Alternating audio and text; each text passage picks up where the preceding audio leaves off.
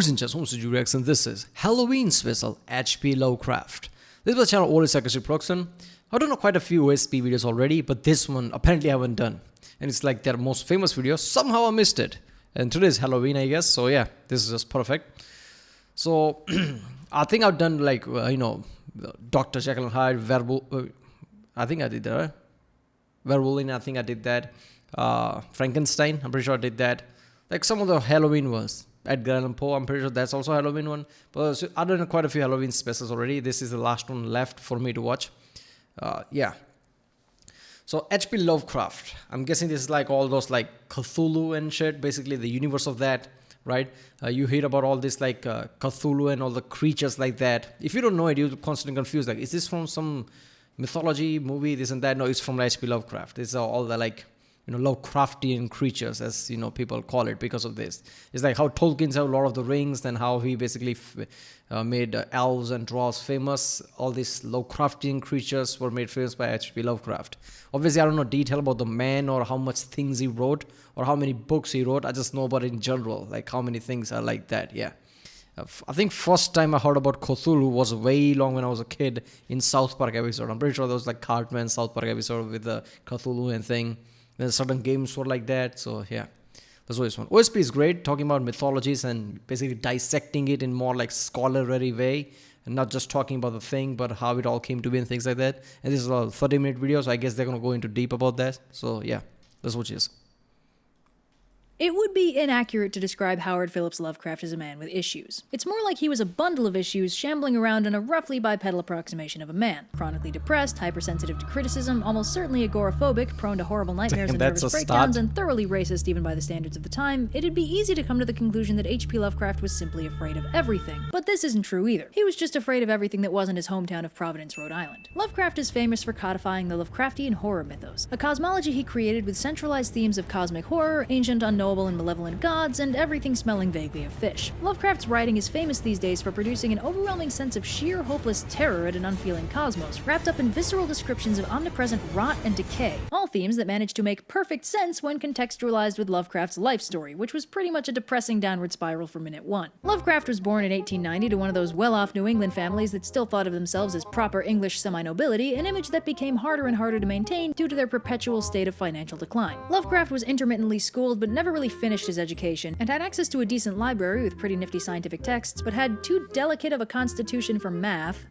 and as such made no progress beyond the basics in any of his fields of scientific study, which explains his thorough misunderstanding of non-Euclidean geometry, non-visible light, and the concept of an air conditioner. His mother was institutionalized in 1918, but unfortunately we have no idea what was actually wrong with her because the medicine of the time had a tendency to exclusively diagnose women with hysteria, aka being a woman disease. When she died in 1921, Lovecraft took it really hard, got severely depressed, and started writing. You see about this old code and check it out. Get hold of yourself, woman. It's like, okay, sure, why not? Let's just chalk it up to that and not think about it anymore. The Call of Cthulhu, one of the first stories that brought themes of existential horror into his developing mythos. Lovecraft's lack of marketable skills stopped being much of a problem for him when he married a breadwinner businesswoman in 1924, and moved into his wife's apartment in Brooklyn, which he hated more than anything, in large part because New York is one of those places where immigrants happen. Oh yeah, the racism. So Lovecraft's proper New England breeding was a major source of pride for him, and basically all of his stories have seriously classist and racist themes, with his heroes being well-educated white dudes with no phonetically transcribed accents, and his villains being literally everybody else. This being good old English racism, he cared less about skin color directly and more about breeding overall, so there's a number of white people bad guys too, albeit uneducated, inbred, and poor, but it's no accident a lot of his horror is derived— Wait a minute, you can't just say that his race is based on that,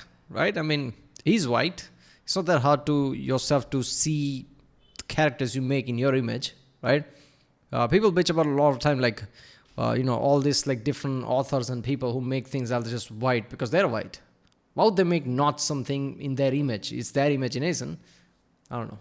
From people crossbreeding with other races. Part of this might have been Lovecraft's clear and obvious discomfort and disinterest with all things sexual, but there's also a bunch of racism wrapped up in there. Lovecraft eventually got overwhelmed by the horror of the outside world and moved back home to Providence, lived on a dwindling inheritance for the rest of his life, and died almost completely unknown from intestinal cancer at age 46. Overall, an unpleasant life steeped in mundane misery and crippled by fear at every turn. With the context of Lovecraft's overwhelming disgust and horror for everything he didn't understand, almost his entire body of work begins to make sense. The thing that makes Lovecraft Lovecraftian horror, and the thing that's kept it popular, is this overwhelming fear of the unknown, a concept that easily translates even as the unknown changes with social and scientific developments. Even though Lovecraft's works haven't aged well at all, the underlying principle is sound. If you don't fully understand something, you can Why isn't it aged well? What happened there? Because his theme of fearing unknown is like central to every human being. It will be there forever. Unknown is the one thing that people hate. If you put any detail into any horror, the horror becomes less horror, right? Now let's talk about Satan, right? If you picture Satan as not much detail but just evil and just a complete red or black figure with eyes, that's really scary. If you start to put him into more detail of who he is, how he is, this and that, right? It just becomes like, all right, I understand. It just becomes less threatening. The more you know, the more you'll be less threatened, right? That's how it is. So unknown is the worst thing for humans, apparently. Lovecraftian is basically that. All the creature doesn't have necessarily a one singular feature, right? It's just like weird, big, it's just many eyes, and it's just like as a horror you can imagine, because some of that is also unknown. Like, why is it like that? Unknown. Why is it taking that shape? Unknown. That's what's more scary. Interpolate existential horror and turn every mystery into a nightmare of things man was not meant to know. And separate from that, the aesthetic of horror he chose is also pretty effective on its own. Lovecraft's overwhelming fear of the ocean produced a memorable and viscerally nasty horror aesthetic grounded in slime and rot that was far removed from the cold stone sterility of the previous gothic horror genre. So, all that in mind, let's take a look at a few of the genre-defining short stories cranked out from Horrible Phobia's Lovecraft's darkest nightmares.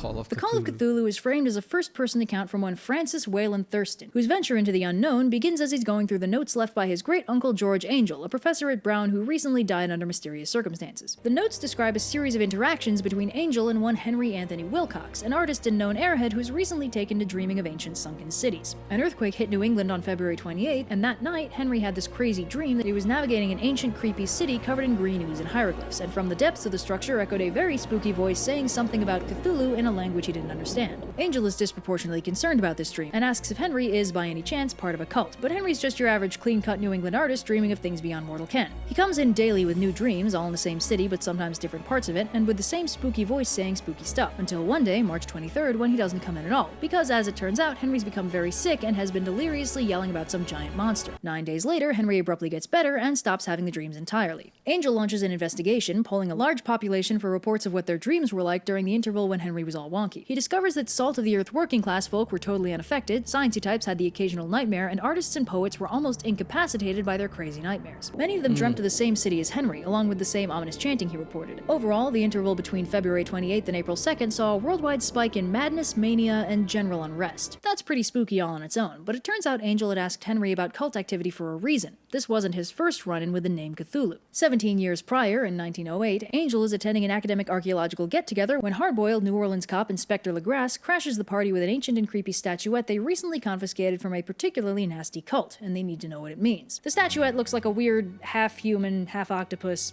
half-dragon thing. The archaeologists pass it around, but nobody can identify the culture of origin and nobody can read the glyphs. The one dude claims he's dealt with a tribe of devil worshippers who seem to have worshipped a similar figure. When asked where the heck he got this statue, Legrasse explains they'd gotten some reports from some friendly swamp-dwelling New Orleansers that some seriously freaky stuff was happening in the swamp, and their women and children kept getting kidnapped. The cops crashed the party and found a large number of very naked cultists dancing around a burning monolith with the statuette on top, surrounded by the extremely dead bodies of all those kidnapped swamp people.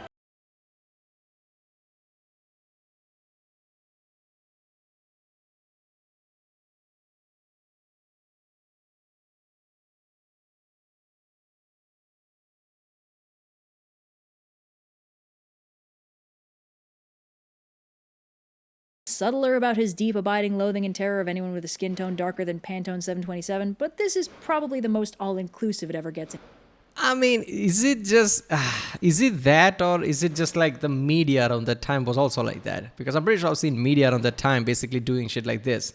So the man probably got influenced by all the media and shit, right? All the things, I don't know. Or he could have been racist. But yeah, this whole H.P. Lovecraft thing is so good because I remember a game that was recent, not that recently, I guess a few years ago, 4 or 5 years ago.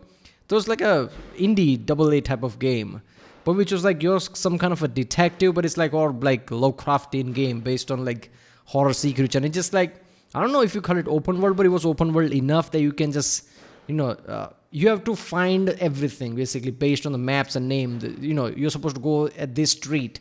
You're supposed to find that street on the map, and you're sitting on a hotel. And the theme of it was very like water based. I don't know how to say that. Like some things are flooded. There are just some water creature are involved. Everything. Sometimes there's something gets flooded. This and that. You can just feel like what is this, like port area or something? But there is always something like that. That game was way too good. I forgot the name of that. But that was so good, insanely game, right? But it was like double A. I can just imagine if they had triple A backing, what kind of game they would have made. There's also missions that we go underwater to investigate shit and things like that with scuba diving and everything. And there's always mysteries to things.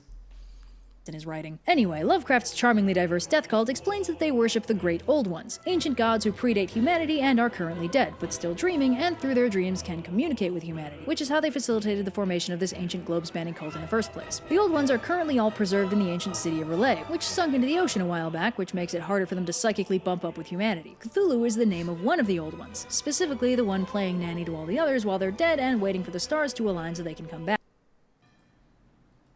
So our narrator Francis understands why Angel was so freaked out at hearing the name Cthulhu 17 years after dealing with the murder cult, but is pretty sure this must have been some kind of practical joke, and decides to start investigating on his own. Also, he begins to suspect Angel might have been killed by the cult, because shortly before he died, he bumped into a black guy.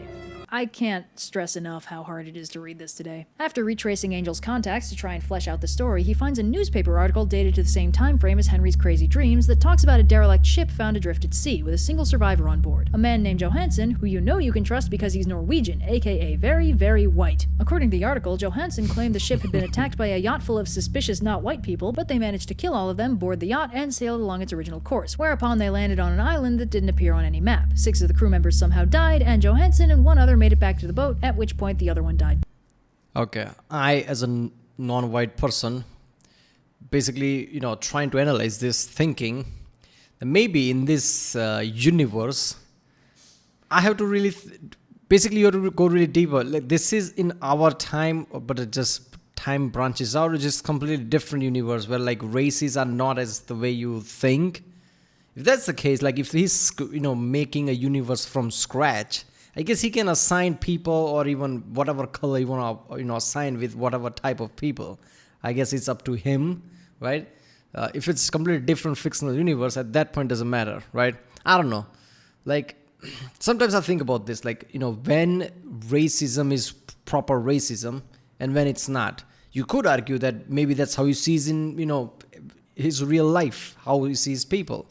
But then again, we are assigning fictional world with reality way too much. We are prejudicing basically on him or how he must have been. So this is a fictional world. He's writing a fictional world. I don't know, It's like, seeing Tolkien and just basically, making assumption about someone who's like shorter or something like that. And making elves taller because he's just like, I don't know, man. 2. Francis bounces around the globe a bit trying to locate this Johansson, who he finds tragically died quite recently but conveniently left a whole lot of notes for him to sift through. Hooray! So the notes are basically just Johansson's horrified recollection of his harrowing ordeal, which fills in what the newspaper left out. The ship lands on an island that shouldn't exist, surprise surprise, the topmost part of Relay, and as they explore, the sailors note that the island is extremely spooky because all of its architecture is non-Euclidean. For those of you with a Lovecraftian level geometry education, non-Euclidean geometry is just geometry on a curved surface. You may note, since we live on a globe, all of our geometry is non-Euclidean. Anyway, the island's terrifying geometry notwithstanding, the sailors soldier on until they encounter a some Euclidean geometry, okay? Non-Euclidean. Okay.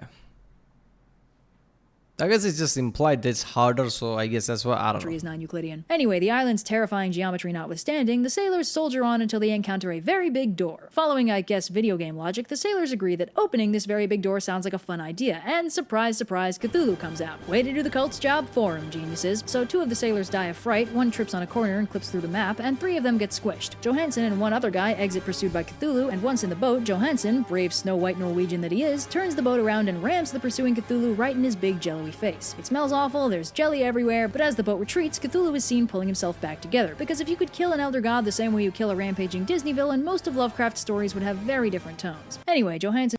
How did he basically did that even, right? Because every depiction of Cthulhu is like, oh my god, we are so screwed, completely screwed. And yet he just rammed his boat in his face and that's like, was enough of a thing. His hair turns white from the shock, his crew member looked at Cthulhu for too long and went crazy, and that's where the story ends. Relay evidently sunk back under the sea since the island is gone, and Francis wraps up the story by contemplating how now that he knows so much about Cthulhu, it seems likely that his evil death cult is probably going to be gunning for him any day now. Oh no! How will he be able to function in polite society if he's cripplingly paranoid that every not white person he runs into might be trying to... I'm just kidding, it's 1920s rural America, no one will notice.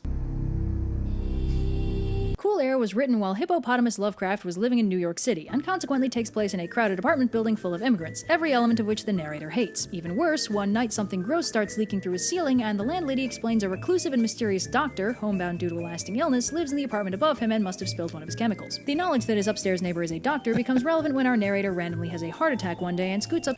I'm guessing by doctor she means scientist. Because other doctor, what kind of fluid he might have that would leak like that? Upstairs for some pro bono medical attention. He finds that his neighbor, Dr. Munoz, is a very tidy and well-groomed dude, who our narrator judges as being of superior blood and breeding, but he keeps his apartment really cold for some reason and also comes across as inexplicably creepy, talking the whole time he's treating our narrator, but seemingly never pausing for breath. Place your bets now, folks. Anyway, Munoz tells the narrator not to be too down about his poor health, since modern science is incredible and can sustain a human body almost indefinitely. He himself has had a complex bouquet of medical issues for the past 18 years, which is why he keeps his apartment so cold and rarely leaves. Fun fact, this story...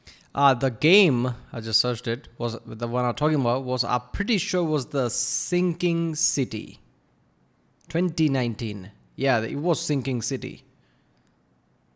I'm pretty sure, where you like basically a detective or some shit. And knowing how this actual story of Lovecraft story basically here revolves around people like discovering things like detective-esque type of thing. That's why the game was so good, right? So if you haven't seen that, check it out. The game is insane.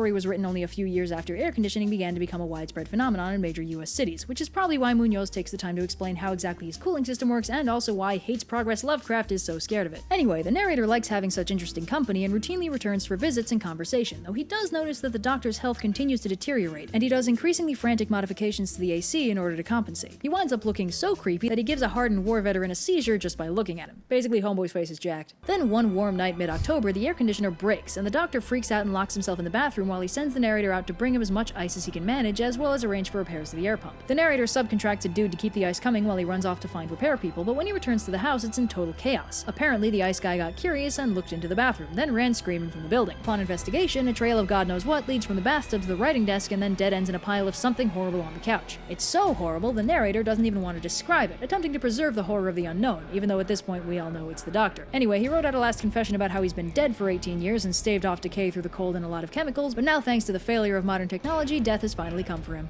Yay! At this point, most of us learn the basics of the Okay, I'm not gonna lie. I like that this is what started out for 20th century. Even then, he knew like, okay, if we can freeze it, maybe we can prolong it. I guess the invention of when was the freezers, right? Around this time, I don't know. So maybe that gave him the idea. But I like they actually thought of that. Okay, we'll just make it rather than inventing some kind of a magic crap. He's just like, oh, I'm going to use ice to preserve it. Electromagnetic spectrum somewhere in middle school. You got that little zone of visible light, and then a huge amount of radiation our eyes can't perceive, from gamma rays up through radio waves. Since we can only see such a thin slice of the spectrum, our concept of color is very limited compared to the full spectrum of light, but it's kind of what we're stuck with. But if you told Lovecraft about the wide spectrum of light humans can't see, he'd get a funny look on his face, say something like, "You mean there exist colors that man has never seen? What might they be capable of?" and go write The Color Out of Space, a story about a color of demonstrably visible light that is nonetheless nowhere on the visible spectrum. This is what happens when you don't have the constitution for math. Anyway, the narrator of The Color Out of Space is a surveyor examining an area in the middle of nowhere, Massachusetts, because they're planning on diverting a reservoir there. During his meanderings, he comes to an area referred to as a blasted heath. It almost looks like it was burned, but nothing ever grew back. The trees around the edges are sick and rotting, the plants are all growing weird, there's an inexplicably creepy well in the middle, and the narrator wisely decides to head back to town and prompt some NPCs to fill him in on the regional lore. Conveniently, the area has a local old crazy person, always a goldmine of information in a Lovecraft story. This one named Amy Pierce, who's more than happy to regale him with colorful tales of horror. horror. So the story begins with a meteorite crash landing by the well in the otherwise sedate and charming forest estate of one Nahum Gardner, a friendly farmer with an idyllically charming family. Some folks from the nearby Miskatonic University swing by to examine the meteorite and are surprised at its small size. Nahum says it's shrunk since it landed, and also it glows in the dark and hasn't cooled down since the impact. The Miskatonic folks attempt to break off some samples, but find the meteorite is soft like plastic and gouges rather than being chipped. They take it away for tests, then come back for more because the material is reacting very strangely to everything they do to it, and also vanished completely overnight. As they carve out another chunk, they hit a little bubble in the rock. It's a small embedded glob with a mysterious color unlike any seen on Earth, and when they hit it with a hammer, it pops and disappears. The next day, they come back for more meteor but find it's completely vanished. A storm blew in overnight and struck the rock with lightning over half a dozen times, and apparently that made it stop existing. Nahum is of course an instant celebrity on account of the magic rock, and as a bonus, all his crops are growing in really big and glossy. But when the time comes to harvest them, Nahum finds they're all completely inedible. They've got a nasty aftertaste, unlike any seen on Earth, and they have to scrap the whole crop. The animals around the farm also start growing weird. Nahum's family is on edge, and everyone's basically avoiding the farm with the quiet understanding that whatever the meteor did to it wasn't good. All the trees start blooming in mysterious colors, unlike any seen, and they seem to move on their own without any wind. The Gardner family basically holes up in the farm and has a collective silent nervous breakdown. Nobody's even surprised when Mrs. Gardner goes crazy and gets locked in the attic, and also starts glowing in the dark. Just move away! All the plants in the area start turning gray and disintegrating, and though Pierce warns the Gardners that the well water started tasting suspicious, they keep drinking it anyway. Then one of the kids goes crazy and starts screaming about colors in the well, unlike any, and gets locked in the attic too. Then the crazy kid dies somehow, and the youngest kid vanishes when going out to get well water one night. After 2 weeks of radio silence, Pierce finally works up the nerve to see how Nahum's doing and finds him ill and delirious and very much alone. Pierce goes to check in on the wife and finds something indescribably horrifying curled up in the corner, leaking mysterious colors unlike any seen on Earth, and writes her off as pretty thoroughly dead. When he heads downstairs, he hears some pretty disgusting noises, plus a sploosh from the well outside. He also notices the house glows in the dark now, and finds a very disintegrating Nahum has dragged himself to the base of the stairs for some last-minute exposition. He explains that mysterious color, etc., is alive and living in the well, and is sucking the life out of everything around it. It came out of the meteor, those weird color globs were probably seeds, and they've been feeding on the family and their farm as they grew. Anyway, Nahum dies, and Pierce gets the heck out of there to report the deaths. He returns with some investigators, they investigate the well, and find a whole lot of skeletons, including the 2 missing children, plus some weird spongy junk at the bottom, unlike any seen on. And then everything starts freaking out. The horses freak out, the trees freak out, everything starts glowing, and the crew wisely decide to vacate the area before anything else happens. As they exit the glow radius, they see a lot of mysterious colors, unlike any, erupting out of the well, and then the entire area lights up and the light blasts into space, leaving nothing but the blasted heat.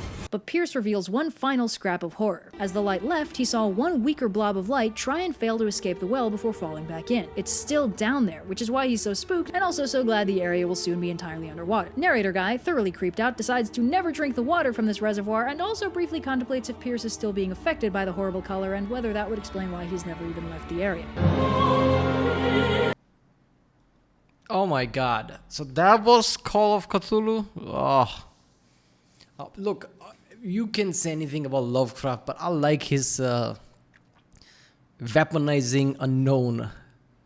I don't know, that's what, I guess that's the reason I like it, like anybody would like it, basically, because it feeds to your unknown feeling about things, right? I like he's just basically like, basically taking something like light and radiation type of shit and just making this into supernatural. Back then, we would understand how he would know certain things, right? He would have no idea of it, and he's just basically creating something out of that, which is really good. Talking about meteors and things like that, just everything is like big scale, and everything has this unknown feel to it, and everything basically leads to just scary shit, right? Now. What Red talks about in the starting, how he was like psychology unstable, this and that. Now, was that a real medical, theory, or somebody just saw of all this Lovecraftian book and some psychologist came to that conclusion? Because if that's the case, then that's bullshit. That happens to a lot. A lot of psychologists basically goes to someone like some astrophysicists and people like that who talks about meaning of life, because everything is so grand. We are just basically nothing. We are a speck of dust. That's how small Earth is. And basically translate that into like you're depressed. You have you see world as very depressing way and things like that. All this you have how do you call it, like I don't know, something, basically you have some sort of problem that you see little of yourself and people, people around you and things like that. Your real psychological issue, like some painting a picture like they're depressed or something. All these astrophysicists and people like that. Obviously, that's not true. They are literally observing the universe and come to a conclusion that we are very small compared to all of that. That doesn't mean like, feeling of smallness or shit like that. So if some psychologist came to conclusion after reading all this writing, then that would be bullshit. That doesn't really, tell how Lovecraft, H.P. Lovecraft was. If there's one thing Lovecraft hates more than not white people, it's the crushing existential terror he feels every time he leaves the house. If there's one thing he hates slightly less, it's low-class white people. This story is narratorless and takes place entirely in the rural Massachusetts town of Dunwich, an old town that smells bad and is generally creepy and off-putting. The story begins when Wilbur... Okay, is this gonna be like that Fallout thing, right? In Fallout 4, there's a places, and I'm pretty sure it was also in Fallout 3, Dunwich Borders, right? And this time it was a mine in the Fallout 4 one, which had this kind of like weird effect to it. There was like a knife basically and shit like that, which I'm guessing is inspired by this.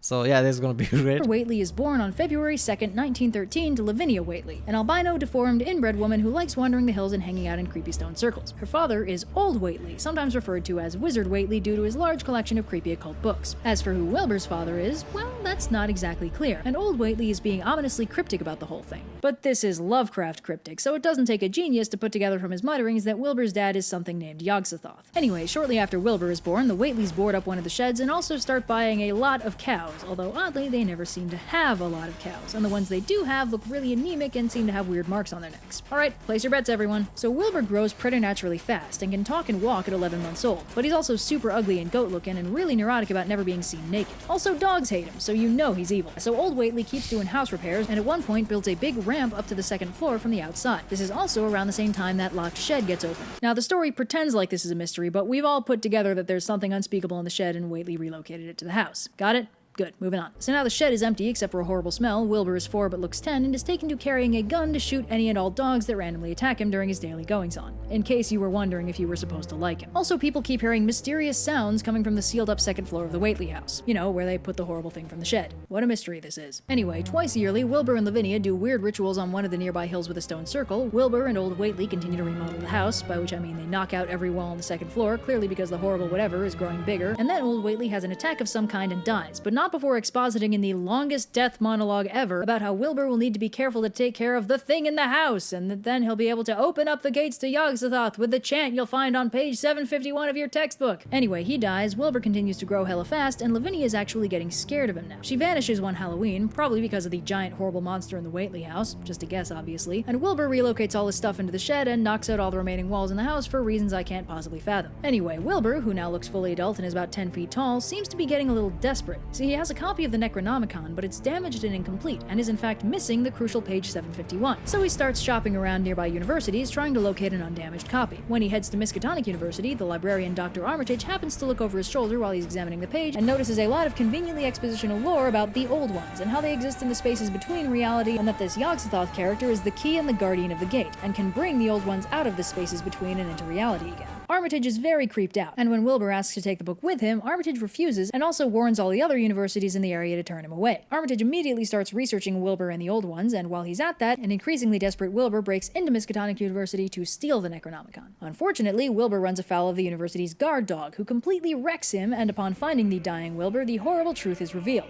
He looks really nasty. Specifically, the only human parts of him are his face and hands. His chest and back are scaly, and below the waist he goes completely bonkers, covered in coarse black fur, with weird mouth tentacles hanging from his waist, eyeballs on his hips, a tailed trunk thing, and crazy hoof pad feet. Wilbur dies muttering something about Yog-Sothoth, and his body completely disintegrates, showing the horrified onlookers that apparently he had no bones. Anyway, everyone's super creeped out already, but then the night of September 9th, about a month after shit goes down in Miskatonic University, shit goes sideways in Dunwich, as whatever was growing in the Whately house got too big and too hungry to stay put, and is now rampaging around town. And it's also invisible, which certainly doesn't make things easier on anyone. Back at Miskatonic University, Yeah, okay, so first thing that they realize, like, oh, this shit is not normal. He has tentacles, eyes and shit where it shouldn't be. The first thing I would think of, like, okay, let's burn the fucking house. Because this is the back of that time, right? People will be more superstitious than anything else. So you would think that they would just go with pitchfork and whatever, right? Torches and shit. But they didn't. Just like, oh, that's good, that's done then. Let's go back to our normal life.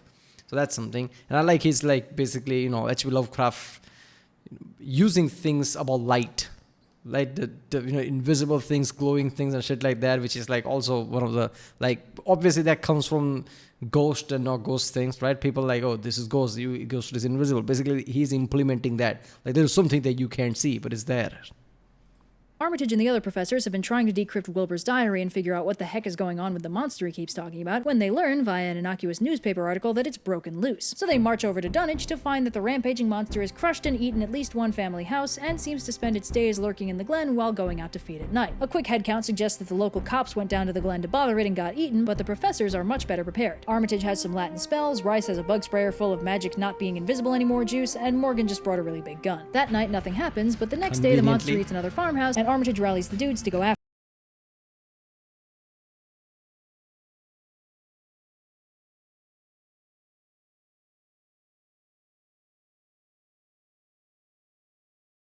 detectives. Anyway, as they watch, they see the professors head for the stone circle and yell something in Latin, and the monster responds by shrieking a lot about Yogg-Sothoth in a very much not English language, before transitioning to English to scream for help before it gets struck by lightning and disappears. The professors return and broadly explain that the monster couldn't really exist in normal reality since it was half Yogg-Sothoth, so they magicked it into not really existing anymore. Anyway, Mr. I looked through the telescope and saw the face of madness starts yelling that the monster had a huge face and it looked like the Whateleys, and yeah, the big plot twist is the giant blob monster was Wilbur's twin brother, though he looked a lot more like his old man. Now, so far, most... Oh god, that was like, that story is very specific. So is that what the Fallout thing is? Like they take inspiration from that shit? Like I don't see it. How those like weird mysterious quests can be that? Obviously, basically, Red is here like summarizing the hell out of all these like big ass books. So maybe they're using some mysterious shit there into quest and things, but I don't know.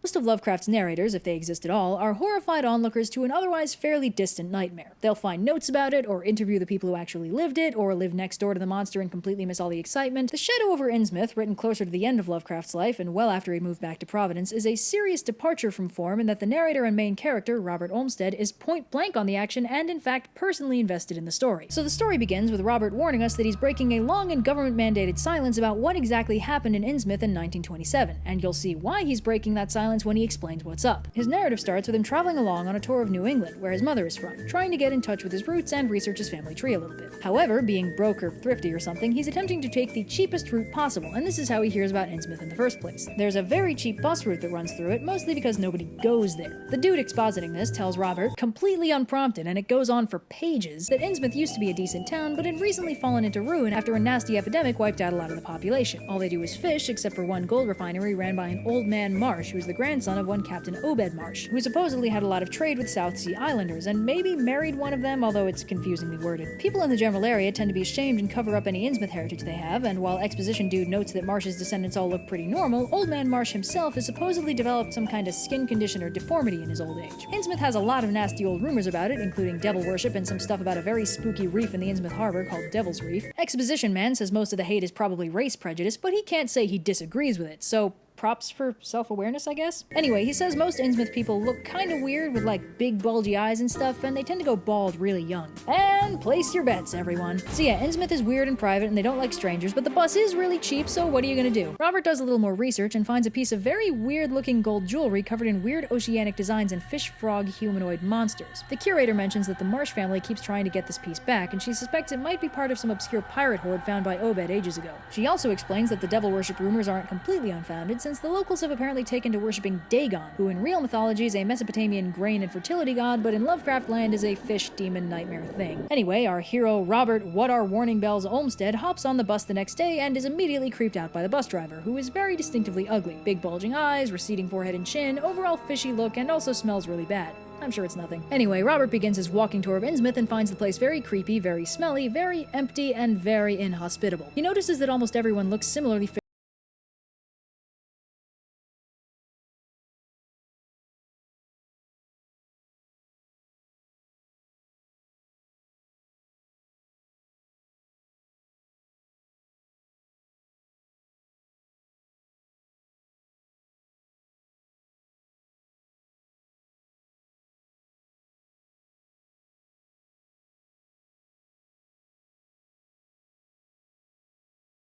Fulfilling his role of video game NPC, the storekeep draws a map for Robert and sends him on his way. Robert locates Zadok, lures him into an abandoned part of town with a bottle of booze, and gets him talking. For once, I want this one of the stories to basically break quest. Like, well, I don't know where to go. Can you point me to that? No, I can't. What about the map? What is a map? No, I want something like that. Like, I don't know what to do. Okay.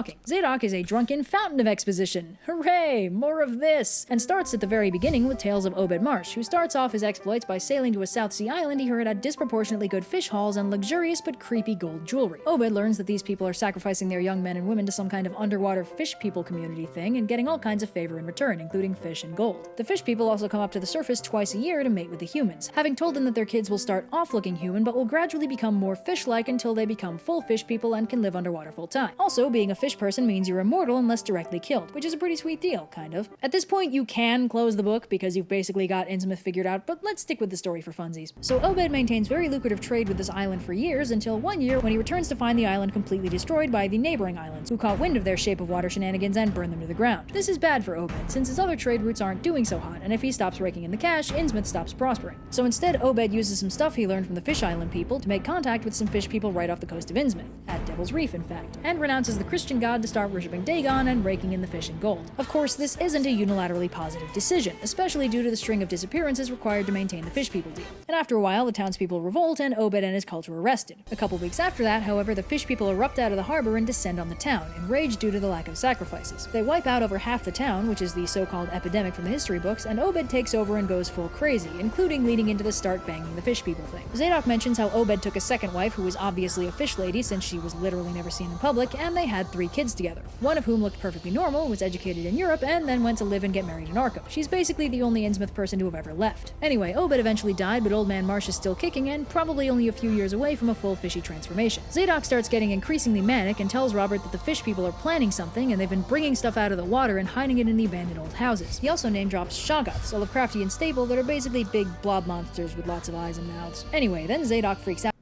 Yeah, at that point, if I were him, at that point, like, oh, all right, good luck then. Just take the boat the fuck out of there. Like, yep, that's way too much. Nope, hell no.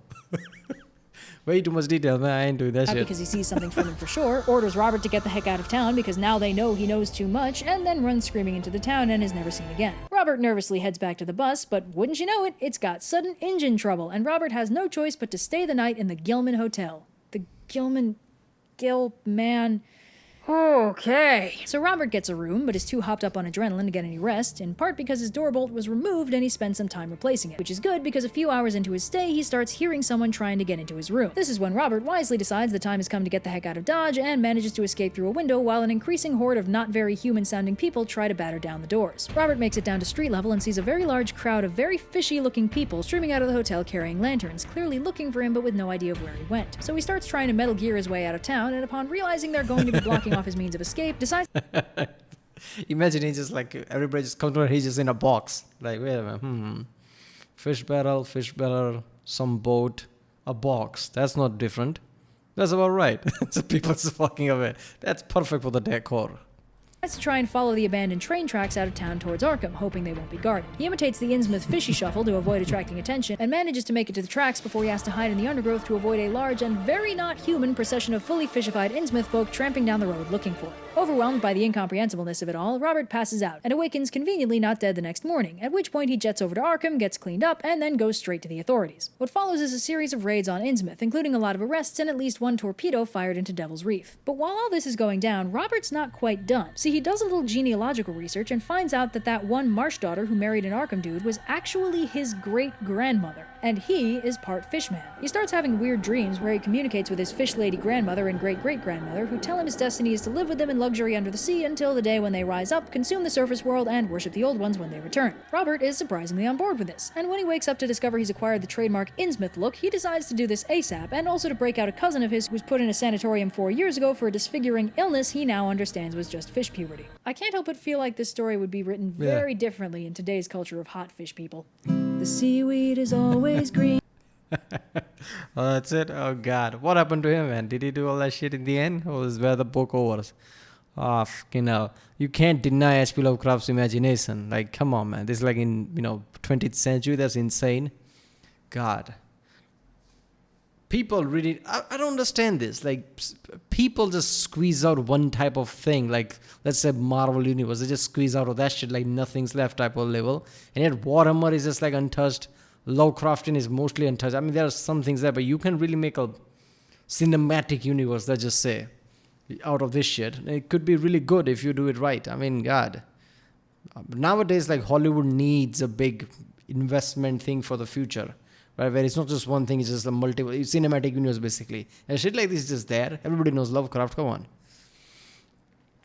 Yep, that was something. Yeah, people, HP Lovecraft, I don't know, I was hoping more insane shit from this, from Cthulhu side and things like that, but I guess this was a brief summary of 2-3 books, whatever that was. So yeah, that was good. I hope Red does more detailed things about this in the future. But yeah, this was 5 years ago, damn. It's like really long time ago. Yeah. Right, well, that was Halloween special HP Lovecraft by the channel Only Sarcastic Production. If you like my reaction, don't forget to subscribe, and yeah, I'll see you next time.